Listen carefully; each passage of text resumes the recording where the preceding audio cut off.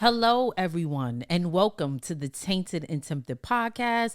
I'm your host, Asia. So now today marks the season finale of of season 3 of my podcast. So I just want to say this was a great season. I enjoyed everyone last member that showed me love on my show. And to end it with the finale, I have another special guest with me here today. So I'm going to let him introduce himself, and then we're going to jump right into the new topic that I have for today's show, which is the last show for my season finale. So I have Schoolie, Koolie. I'm from Uptown Harlem, yes, Harlem in the building.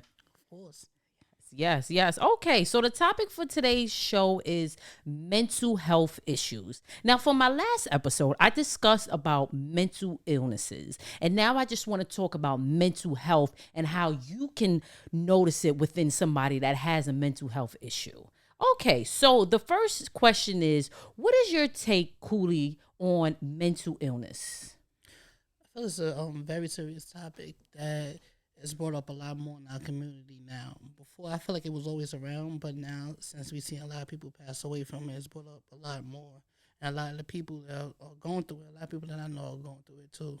So it's very serious. I take it very serious now. Yes, mental health is a really serious condition that a lot of people suffer from. A lot of human beings suffer from, and nobody takes it into consideration. Some people just sweep it under the rug because they figure it's just oh, you're crazy, or or it's some kind of stigma, whatever anybody could think of, they would throw it on mental health. But this really needs to be taken seriously because look at all the cases that are happening due to mental health.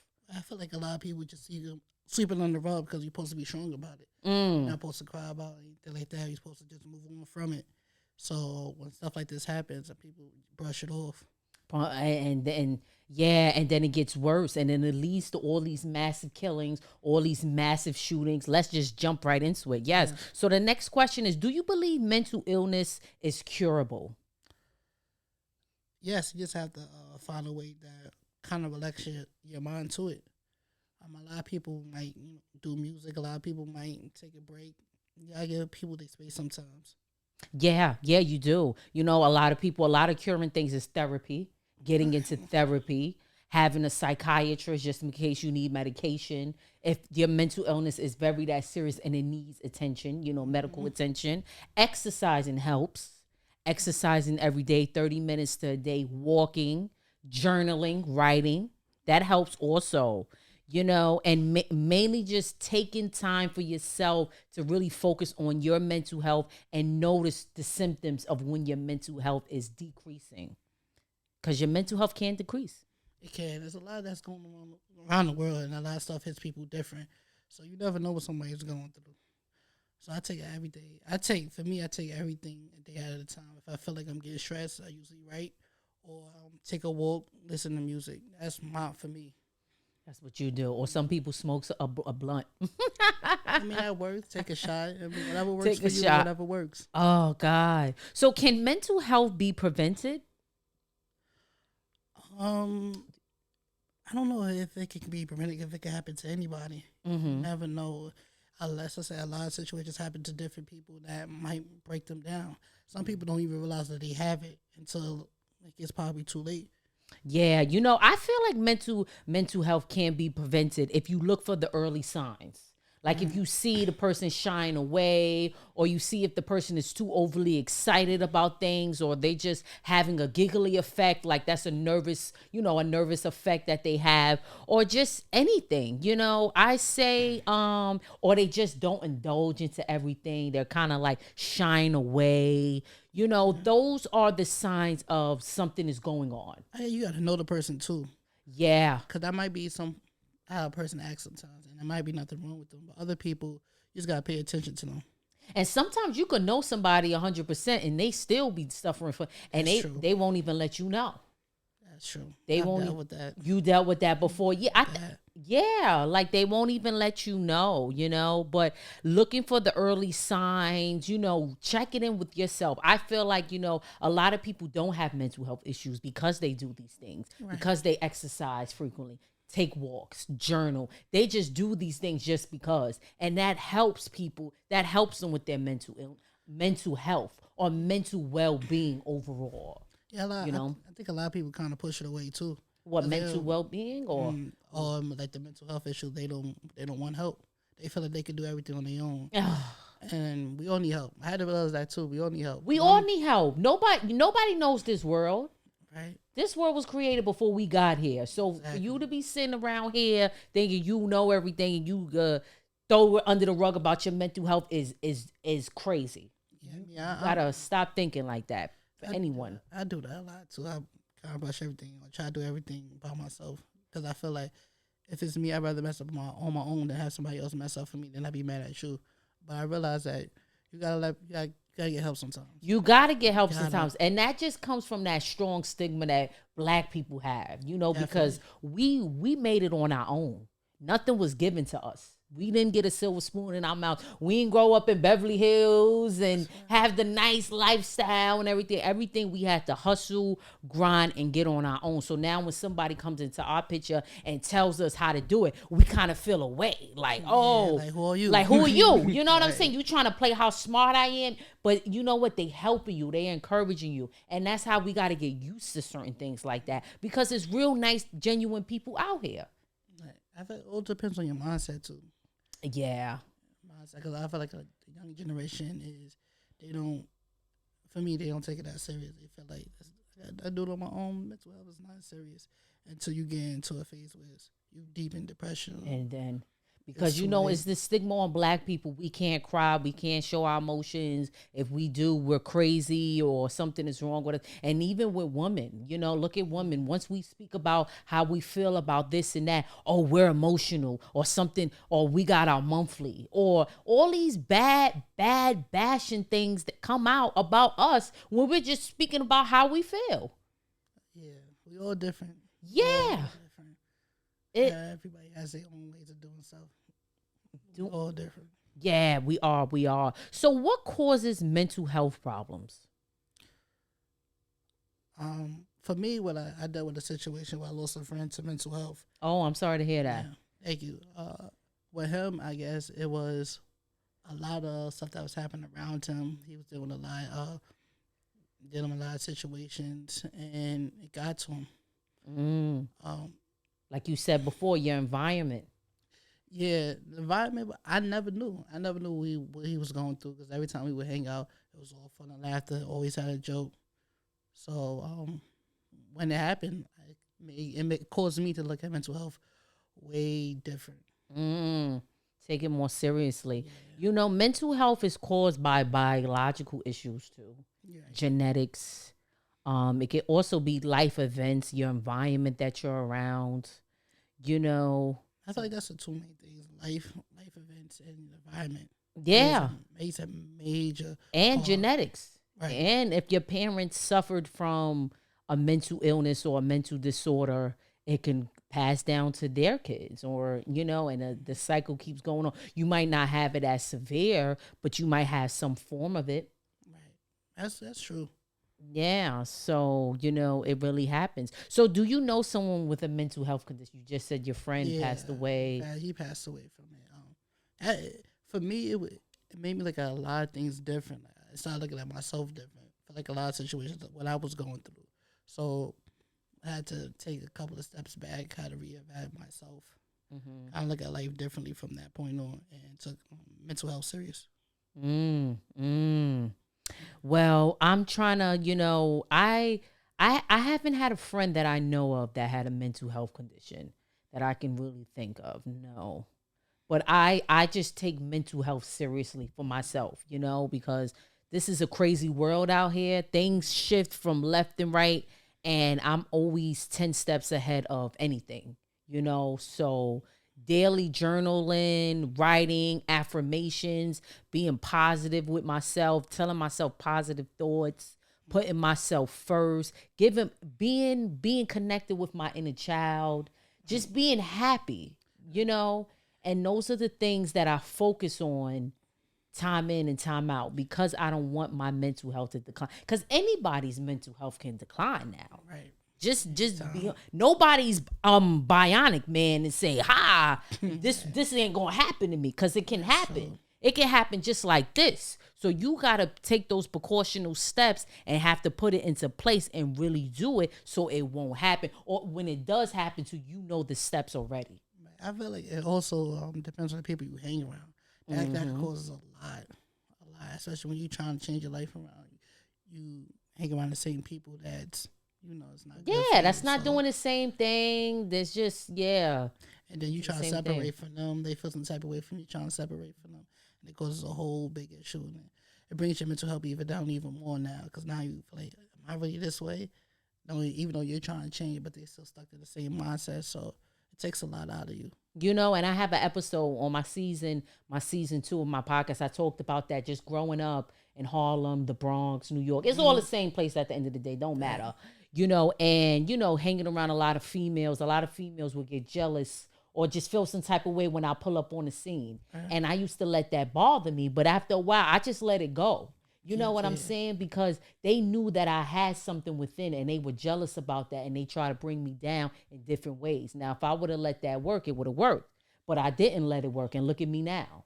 You get what I'm saying? I'm here now. I'm making it happen. So I said that on my season 2, to let people know, like, listen, you ain't the only one. Don't let these glitz and glamours and all these lights and stuff fool you. A lot of people went through stuff just like you did. So we all was put in the same situation. You gotta humble yourself. Yeah, you got to, So, yeah. All right, then. So the next question. How do you know if you're unwell? I guess it's how you handle certain situations. So certain situations you might not go off on. You start going off and you feel like a lot of pressure. I feel like when you start dealing with pressure, you start getting more to yourself and you separate from other people. You starting to realize other things about yourself. So I feel like when you're in that state, as you can separate yourself. Okay. I said when your thoughts are uncontrollable. Like you're just having thoughts uncontrollable in your mind. You don't have control of your brain. Right. Period. That is the biggest mental health stigma. Boop. You don't have control of your brain.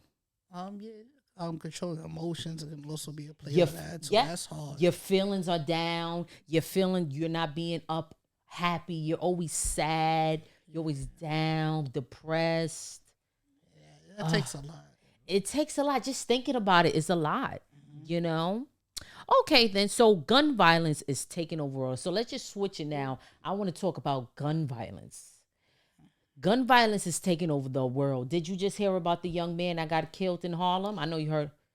What's crazy? I was supposed to go because I know the person who threw the cookout. Oh. I was supposed to go, but I had a gut feeling like I'm just going to stay home. And I went home, stayed home, and I woke up and I seen the news. And I'm like, that's crazy because I definitely was supposed to be over there. Wow. And also, too, the location changed because the location was supposed to be at one place and it changed to another place.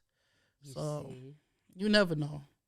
And gun violence is really, really targeted more in the Black community because there's a lot of people out here that is mad, that's enraged. Black people, when it comes down to us, we don't get good jobs. We don't get affordable housing. We don't get a lot of things that's put in place as these white people have. And my thing is, a lot of people ration out on us, but don't ration out like that. You have to use that anger in a different way to fight back, to clap back, but don't do it to your people. And people are not realizing that's not coming to their state of mind. Their state of mind is telling them to be like Ghost or Tommy from Power, or you know what I mean, or live that other lifestyle, BMF, to be on the streets. And my thing is, this is why gun violence is going up. I don't even feel safe going to a barbecue this summer now. Oh yeah, it's gonna get crazy, especially police are really gonna be on it this summer, so it's gonna be very hard. They everywhere, but it doesn't even matter if the police is more out, because once Mayor Adams made that situation about the cops being out on the streets, on the trains to get the homeless off the streets, that's not even really working. People are still shooting. I feel like once Mayor Adams got in the house, all these things are going wrong now. Left and right, it's so many killings. People don't care. And a lot of people that are getting hit are innocent bystanders. People don't care at all.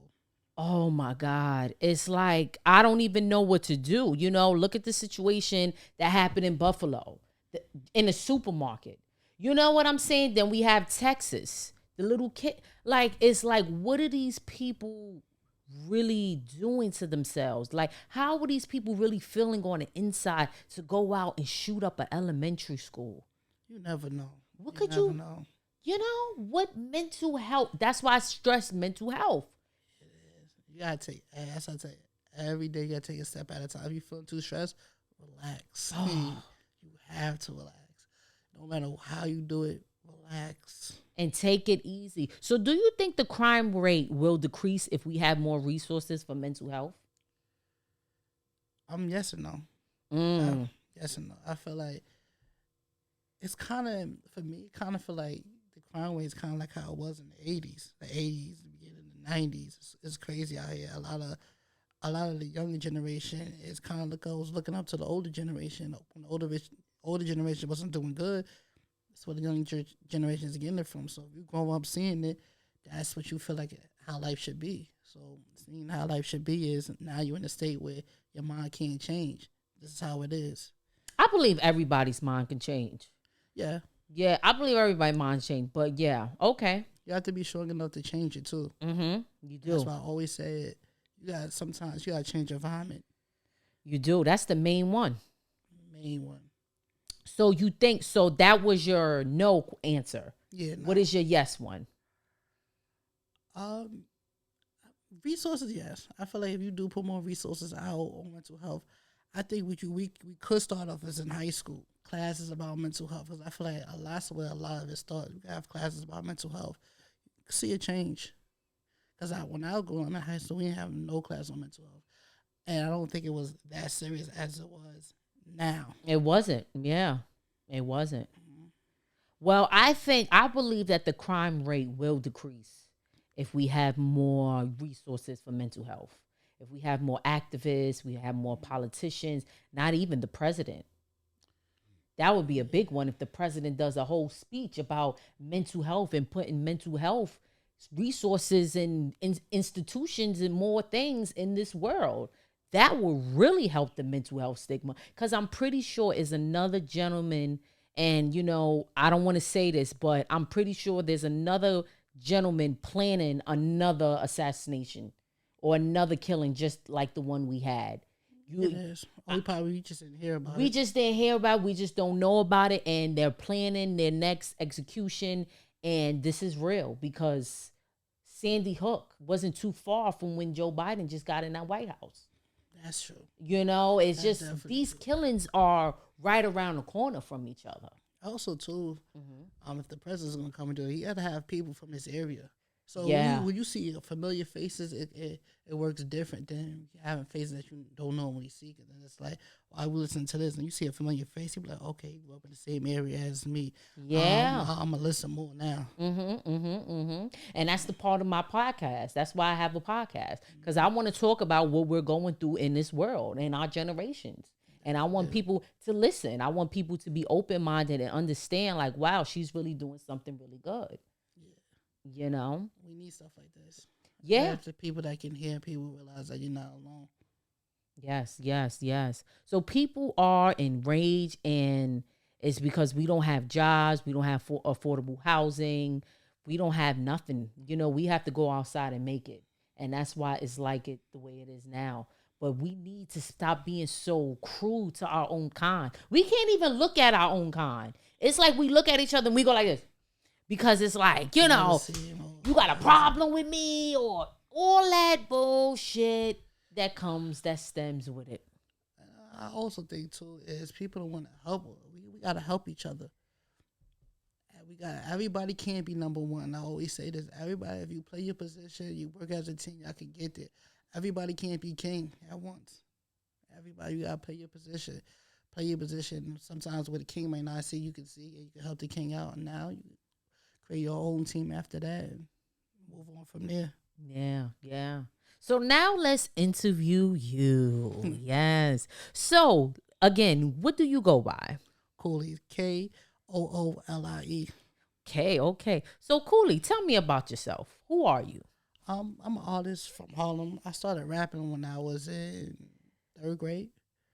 I used to listen to a lot of Bad Boy around that area, so you got a lot of the totals and stuff like that. I had a friend that we used to recite all Bad Boy lyrics. All we used to ride it back in the cheese bus, so we used to write all Bad Boy lyrics. And one day he came up to me, he was like, "Oh, let's do a song." So I'm thinking we're gonna do another Bad Boy song. He said, "No, we're gonna create our own song." Man, I don't know how to rap. And you were how old? I was in third grade, so about 10. Wow. I'm like, I don't know how to rap. He said, "Let's try it out." So I wrote down my first rap, and he was like, "Yo, you should be a rapper." I ain't paying no mind. And that night, I'm like, "All right, let me try this out." Wrote my first round from there, and then I just took off from there. Wow. Wow. So you are an artist. Yes, Okay. I go to. I can, really rap. I can rap about females. Or if you want me to really rap, I don't like to stay in one category. You gotta explore. You do. You do. Yeah, Sky is the limit. definitely. Yeah. So what kind of music do you make? I make all around music. Sometimes I can, go to like the really rap, the Jay-Z route. I could No smooth it house out. music? No, I can't do that. That's my music, but okay. I can't do that. I don't have no problem with it. Like, it's Yeah, just not that'd me. be hot. You do a nice song with house music in the background. I guess You that's want to where be Drake. different? That's where Drake went. Yeah, pop. What? Come on. Pop. I don't have a problem with pop. Okay. I have a couple of pop artists I like. Okay. Something good with a nice beat, like boom, boom, boom, boom, boom, boom, boom, I might try boom. it out. You never know. I might try it out. Get my foot in the game and try something different out. Exactly. All right then. So how did you? Oh, well, you just told me how you got started. In the game, you got started at in third grade. Right. Someone's saw your music. He heard you. First, y'all was doing the Jay-Z rhymes, and then you went into. everything. So Everything how like did that. you get big? How did you get from third grade to now? Your transition like that. Well, I guess I kept working at it. For me, it was always basketball and rap. Kind of put rap away for a little while because I thought, living a basketball dream that faded away. Then I got back to my rap. I felt for me, I just started now. So I just started going to the studio starting last year. So I got out. I have 3 projects out right now. I put out an EP. Okay. I put out Hotels that dropped September last year, and I just put out another project that dropped on the 3rd of this month. So I'm working. For me, I feel like I could have been here already. I just didn't believe in myself, and I feel like that was my biggest issue. I feel like I could have been here way in my 20s, but I'm here now, so I'm working. That's all that matters. You here now. Right. Exactly. So is rapping your only career? No. For me, I wanted to be an artist too, but in the path of being an artist, I also wanted to open up a daycare center because I've been working with kids since I was younger. So for me, is once I get into music industry and I get my foot in the door, I also want to have my own daycare center because I've been working with kids my whole life. So and I love doing it, but I love music too. So why not combine 2 things you love the most? That would be awesome. I'm just seeing that right now. That would be a nice place. Have the musical background, have a musical class, different All of things it. in that nature. Be creative. Might have some art in there. Everything. I'm trying to have everything, bring everything to the community. Yeah, and be creative in that way. That's good. Yeah. That's good. So how long have you been working with kids? Since 15. So Wow. now that's over 15 years Ah. now. It's a long time. Okay. All right. So what is the best compliment you ever received making music? Me not holding back. Because a lot of my music is personal. It's stuff that I feel. For me, I'm kind of a nonchalant person. I don't like really talk about my feelings that much. But when it comes to music, I feel like it's my way. It's my way to get out how I'm feeling. So a lot of situations, people never knew what I was going through. And they listen to my music like, oh, we never know. We like that. So you felt it. Yeah. My last tape, it was more for me. I feel like I was more kind of on the female edge right there. Talk about a lot of female situations that I was going through. And my new project, which is probably dropping Black Friday, I'm trying to go more on people so I can really rap. Because a lot of people kind of was not mad, but it was like, yo, let's get back to what we really know you to do is to really rap. I'm getting back to it. Let me explore real quick before I get back to that. Okay. So, All yeah, right. So what genre or category does your music fit in? rap can be R&B too. Like for me, growing up, it was always split down the middle. R&B was kind of from my mom's side. My mom's really didn't let me listen to a lot of rap because of that parental advisory. You know how that goes. Yeah. So, growing up, we listened to R&B. It was a radio station called 98.7 Kiss FM. I don't know if it's still around, Uh-huh. but it had all oldies from OJs to Temptations all the way up to the 90s. Yeah, So good like, old music. right. So like Total, TLC, High Five, and all that. So I was listening to that. But when I got home, my uncle was strictly rap. Like Big Pun, Eric B, Rakim. So you all got that. the best of both worlds. Right. And it helped me. Because my first rap was really about kind of on the real rap side. So around my uncle, so I wrote my first rap was called Critical Condition. Sounds crazy, but it's called Critical Condition. And that was just me writing. And I did it for my mother. My mother didn't like it. So she was like, what you do? What are you talking about with all this? So I had to switch it up. She made me write another whole rap about basketball. But at that time, it opened my eye to seeing that, okay, now you got to work the crowd. Mm-hmm. So, some people might not want to hear rap all the time. Some people might want to hear a song about females. Other people want to hear this. She gave you that diversity. So, yeah. Okay. She opened it up. Yeah, it helped me. It helped me a lot, though. So now I know how to move in different situations. So if I know of a crowd, we have more females there, I know, I could play this album and this right here. If I have more people around my way, I know I got to play this songs. Yeah, yeah. Okay, good. So if you had a billboard up on display, what would it say? I'm here now. Come on now. You got to be creative. Yeah. Like if this was my billboard, if I had this up as my billboard, I would have it saying exactly what it says right here. But check me out on ... Streaming platforms. How right would now, you do it? check my music page out. But KOLI. But how would you do it if you had a billboard? Oh, it'll be a picture of me.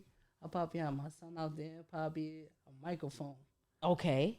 A microphone. Me holding a microphone. And that just relates to my whole life right there. That's all the things I love is music, my son. Okay. Got you. I see it. All right. You like that little imaginative, creative question? Right, very creative. Put me off guard. I like it. I love stuff like that. Oh, you do? It makes me think more. Oh, I love it. Okay. So what do you do with your free time? Right. I write. And my notes, I'm supposed to be going to the studio next week, but in my notes, I have over probably 600 songs I wrote. Wow. My you need to put those out there. I do. My mind just works. There'll be times when I'm alone, I have 5 minutes to myself. I'm like, I like this. Let me write this down. Yeah. I'm continuously trying to be creative for different things. That's how it happens when you have a gift. Yeah. When you have a gift, it just comes to you like that. And you just got to take it out the pen and paper and write it down. And let the gift come to paper, bring to life. Yeah. I'm always writing. I love it. That's good. I like it. All right. So do you ever lose motivation due to many people wanting the same thing? No. Okay. Why is that? For me, I feel like they don't come around. I never stop what I'm doing because one person might not like it. Because for that one person might not like it, 10 other people might like it. So for me, it's always keep doing what I'm doing. Never stop what you're doing. Stay motivated, stay focused, and keep doing what you're doing.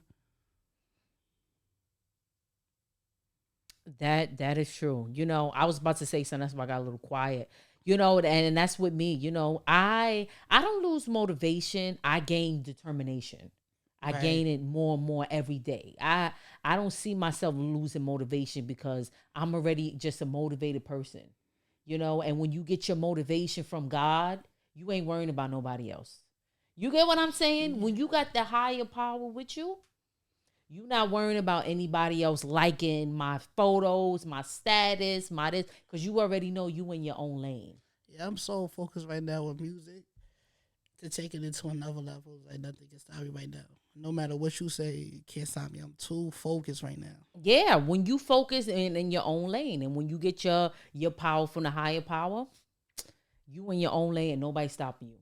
Yeah, that's why I'm in a type of bag right now. Nobody can stop me right now. I'm working on my new project where I feel like this is the project that just really gonna put me out there. Like this is the one. Okay, okay, all right. So, do you believe in God? Because you cut me off when I started talking about God. Oh, I definitely believe in God. Oh, okay, Definitely believe okay, in God. okay, I okay. was Cause going to church okay, almost every Sunday, no matter how late I was out on Saturday night. My mother, my grandmother, made sure I go to make sure you church. was in church. Yeah, I go to church too. I go Yeah, to I church haven't now been in a recently. while though, but I'm going Okay. back. I gotta go back. Yeah, yeah. Church is in us. We can't leave it. Yeah. Yeah, Yeah. Okay. Okay. So, what is something that people seem to misunderstand about you? I'm quiet. Okay. I don't believe You I'm are quiet. quiet. I don't believe I'm quiet. I'm just for me. I gotta see my surroundings. I gotta see the people I hang around. I gotta know. All right, cool. In this situation, can I hang with this person? So it's just me, just filling everybody out. But I'm not a quiet person at all. I'm always gonna crack jokes. You know, you're gonna like it or not. I'm always gonna try and make everybody laugh. Yeah, it's not. You know what? Quiet is just like a word to just cover it up. You're not quiet. You're just like you just said. You look around your environment. You make sure where you before you become coolie. Yeah, that's Before you absolutely become right. you know, it's nothing wrong with that. I do the same thing. I gotta make sure everything's all right. The people around me got good energy, you know, because Exactly. you could feel all that when you enter a room. You know, the older you get, you start picking up on people's, you know, what they attract, what, and then you just be you. Yeah, I'm always gonna be me. If you don't like it or love it, it's gonna be me. It's gonna be you. Yeah, yeah, yeah. Okay, so what's the most important thing you learned in your life? The most important thing you have learned so far in your life? Make good choices. Oh, My mother always used to say every time I leave the house, make good choices. A lot of choices I made, I regret, but it helped me. So it's like I don't know if I can say it's regret, but make good choices. well, I wouldn't say make good choices because not all the choices you make is going to be good. Right. That could just be a choice that you're just making just because. You know, that's the first thing In that the came in your moment. mind. Yeah. Hmm. So you're not always accustomed to always making the best choices. Choices just come, things just come. You learn as you go. That's true. Life is all about lessons. So you learn. Learn as you go. All right. So now in the music game, what is the most important thing you learned in the music game? Keep putting out music. Don't stop. Keep going. Keep going. Keep going. Keep going. For me, for me when I drop music, I like to let it breathe. But I realize I gotta keep going. You gotta You stay have to. hungry. You have to. You have Stay to stay hungry. hard. You got to start posting videos 3 to 4 times a day, Instagram stories. But then it's kind of hard though because you work a 9 to 5. So you know, so it's like, you know, when you get home, you got to drink that big cup of coffee and get on that computer and start working your dream because you want that dream to take over that 9 to 5. So you don't have nothing. That's true. I feel like I need a team. I mean, I You, got people that I grew up with that surround me, but I need like a real team. Somebody to work my Instagram that just knows me, knows how to work different things. I feel that too. Somebody know how to work. But then again, it's like you get so comfortable with how you running your Instagram, you don't know if somebody has that same outlet just That's like you true. do. You know, especially with wording the words properly. You need the words, the hashtags. You see how I do my thing. The Right. hashtag, everything. I make sure I put every nook and cranny in there. You know what I'm Right. saying? I take my time, you know, Right. but it's like when I put the responsibility on somebody else, I don't know if they're going to give me the same feedback, the same work. That's true. A lot of people don't see the vision like you see it. Yeah, Like in your head, you know how things are gonna work. You know how you want things to work. And when something doesn't go wrong, it's like, that's not how I had it. exactly. And then you got to explain that to, that's why it's hard, but then you got to get a publicist or someone to work for you. But that's down the line because then you have interview processes. You could talk to them. You can see what work they have done, what work they have created in the past, what they can do now for you in the future.